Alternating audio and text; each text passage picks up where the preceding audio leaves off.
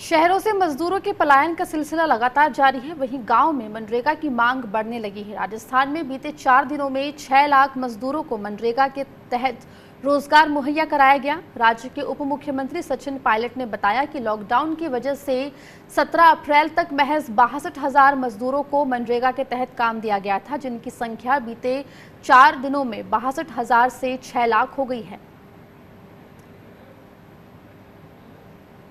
साफ है कि रोजगार की कमी के चलते मनरेगा में रोजगार की मांग बढ़ रही है, लेकिन सवाल यह है कि क्या हमारे गांव और राज्य सरकारों की तैयारी इतनी पुख्ता है कि जरूरतमंदों को मनरेगा का लाभ पहुंचा सकेंगे। इन्हीं मुद्दों पर सामाजिक कार्यकर्ता निखिल डे से बात की है स्वराज एक्सप्रेस की एग्जीक्यूटिव प्रोड्यूसर अनिका आर्यन ने। मनरेगा को लेकर क्या है जमीनी हालात, इस पर ज्यादा बातचीत के लिए जुड़ गए हमारे साथ सामाजिक कार्यकर्ता निखिल डे जी, स्वागत है आपका किसान बुलेटिन में। गांव में मनरेगा की डिमांड जबरदस्त तरीके से बढ़ रही है। मजदूर मनरेगा के तहत काम भी मांग रहे हैं, लेकिन क्या इसी अनुपात में उन्हें काम मिल पा रहा है? लॉकडाउन के दिन से ही नरेगा के मजदूरों को मजदूरी नहीं मिल रही है, काम नहीं मिल रहा है। वैसे तो लॉकडाउन से पहले जो लोग थे, जैसे ही लॉकडाउन हुआ मस्ट्रोल उनके ले लिए गए और उनको काम से हटा दिया गया। अब लाखों लाख मजदूर अपने अपने गांव लौट रहे हैं। जो गांव में लोग हैं वो भी बेरोजगार बैठे हुए हैं। तो शायद रिकॉर्ड तोड़ डिमांड होगी काम की और उसकी गारंटी होनी चाहिए कि काम मिले।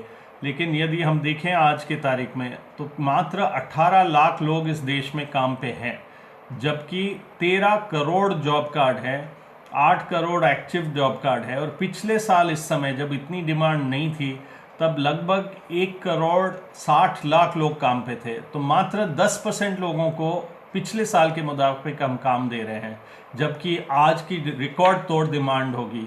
तो सरकार को ये समझना पड़ेगा कि वो काम नहीं दे पा रहे हैं जब मांग बहुत है। बजट को लेकर मनरेगा कार्यकर्ता लंबे समय से अपनी मांग कर रहे हैं, सवाल उठा रहे हैं। अब जो स्थिति है, इतनी मांग बढ़ गई है और लोग जितने भी शहर से भी वापस गांव जा रहे हैं वो मनरेगा के तहत काम मांग रहे हैं। तो क्या इस तरह के बजटीय प्रावधान हैं जो इस तरह की डिमांड को एड्रेस कर पाए? एकमात्र कानून है पूरे देश में जो कहता है कि उसका कोई बजट का लिमिट नहीं। जिनको काम की आवश्यकता है उनको 100 दिन तक काम के लिए सरकार बजट ढूंढेगी। इस समय वो 100 दिन की जो सीमा है उसको भी लांघनी पड़ेगी। आपदा में 150 दिन होता है, शायद उससे भी ज़्यादा जाना पड़ेगा और बजट ढूंढना ही पड़ेगा। पिछले साल के लगभग 10,000 करोड़ बकाया थे मटेरियल का और 6,000 करोड़ लेबर का, वो बकाया उन्होंने क्लियर कर दिया सरकार ने।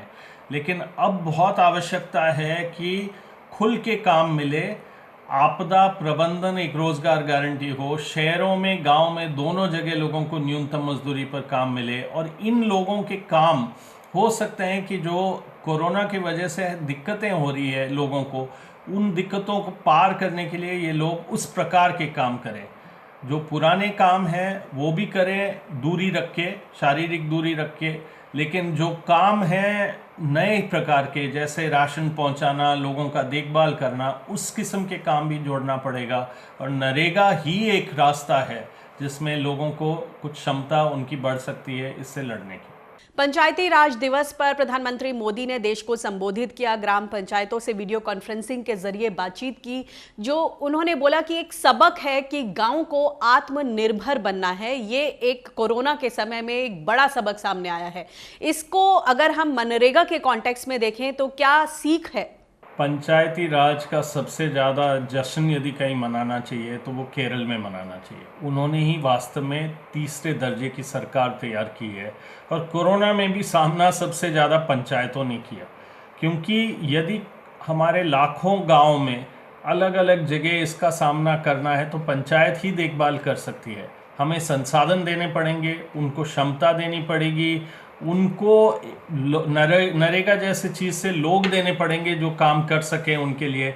और उनको ही संभालना पड़ेगा कौन बुजुर्ग हैं, किनकी बीमारी है, किनको भूख है, किनको खाना चाहिए। संसाधन सरकार उपलब्ध कराए, पंचायतों को पावर दे उसको करने के लिए, और तब ये पंचायती राज दिवस और केरला का मॉडल हम पूरे देश में फैला सकते हैं। राजस्थान सरकार ने मनरेगा मजदूरों के लिए इस तरह की भी सुझाव सामने रखा है कि काम के बदले अनाज मिले। आप इसे कितना व्यवहारिक मानते हैं और क्या ये सुझाव बाकी राज्यों में भी लागू किया जा सकता है? काम के बदले अनाज एक बहुत व्यवहारिक योजना हो सकती है, बशर्ते वो आज की तारीख में लोगों की आवश्यकताओं को ध्यान में रखे। पहले तो नरेगा के 100 दिन का काम है, वो तो मिलना ही चाहिए, और वो आज क्योंकि बैंकों में पैसा नहीं है तो वो कैश में उनका पेमेंट जल्दी से जल्दी करना चाहिए। उसकी जगह यदि कुछ हिस्सा वो अनाज में देना चाहते हैं या और 100 दिन में एक हिस्सा मजदूरी का अनाज में दें तो देश के भंडार जो अनाज के हैं वो काम में लिए जा सकते हैं। लेकिन लोगों को यदि वो 21 रुपये में अनाज दें तो तब कोई नहीं चाहेगा। लोगों की इच्छा पर होना चाहिए, और उनको राशन के भाव से 5 किलो अनाज रोज देंगे।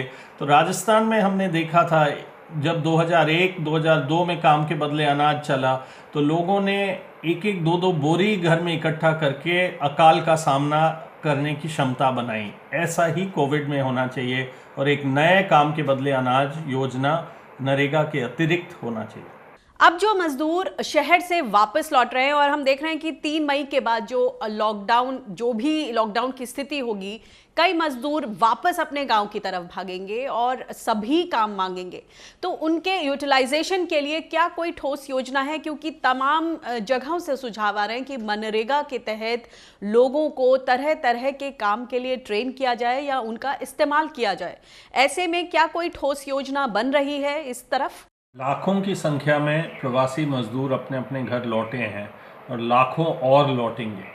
वापस घर जाएंगे तो उनके जेब में कुछ है नहीं, उनको काम फिर से ढूंढना पड़ेगा।